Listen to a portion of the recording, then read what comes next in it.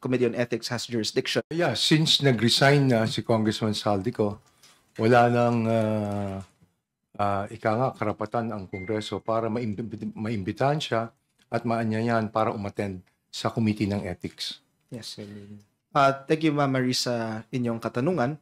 Ayon po sa Section 2 ng Internal Rules ng Committee on Ethics, the Committee on Ethics has jurisdiction over duties, conducts, immunities, rights, as well as the reputation and integrity of the House and any of its members. Since naipahatid na po ni former Congressman Ko ang kanyang resignation, in effect, nawalan po ng jurisdiction ng Committee on Ethics. Kaso lang po, kahit na wala ng jurisdiction ang Committee on Ethics, hinihikayat rin po sana namin na harapin po niya ang mga kasong hinaharap niya dahil serious po ang mga allegations na ito. Wala pa po ni isa sa inyo na nakausap siya even over the phone, where he is, his whereabouts? Wala po. Wala. But you've tried to connect to him? Sinubukan namin through Congressman Pido Garbin na kung maaari makipag-communicate sa amin at malaman namin kasi nagbigay siya ng mga sulat sa amin na sinasabi niya na may mga medical reason na kung bakit hindi siya makuwi.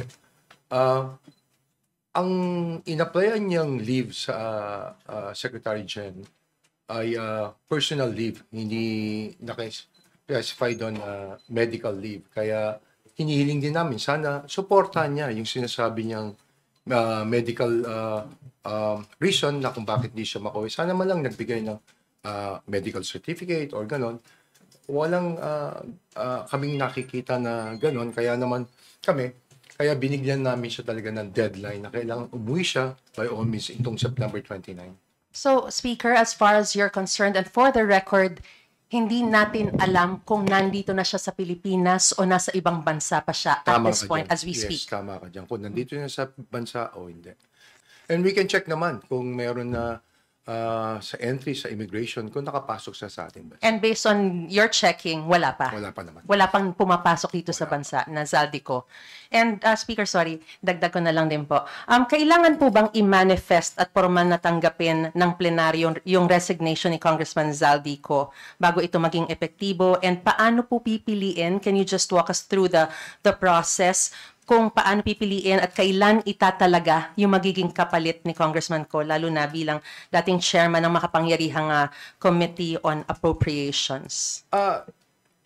Kung itatalaga tungkol sa chairmanship ng appropriation, alam naman natin na meron tayong bagong chairperson ng Committee ng Appropriation, si Congresswoman Mika Swansing. Pero as far as kung mapapalitan ba siya, kasi party list, ako Bicol party list yung kanyang wala pang napapag-usapan tungkol dyan. Pero kailangan po bang tanggapin sa plenaryo o hindi na?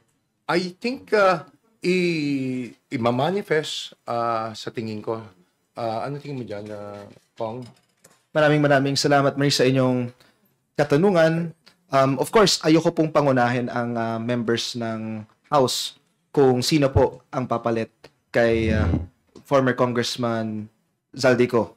And at the same time po, Ma'am Maris, naniniwala rin po ako na ngayon nasa kalagitnaan po tayo ng budget deliberation at para sa akin lang po, mas malaking priority ang pagpasa po at ang pagtutok sa ating budget process. But eventually, naniniwala po ako na kung magkakaroon man sana ng kapalit si former Congressman Zaldico, sana mabigyan po tayo ng member ng House na tutugunan ang kanyang trabaho ng maigi.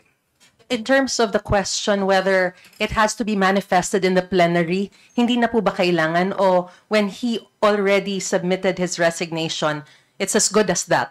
Ganun na po yun. Katulad nga ng sinabi ni Congressman JC Abalos, ngayon ang priority ng ating ng Congress ay maipasa ang malinis na budget para ito ay maidala na natin sa Senado at pag-uusapan pa ng House leadership kung ano ang magiging pasya tungkol dito sa development sa pag-resign ni Congressman Zaldico. Sir,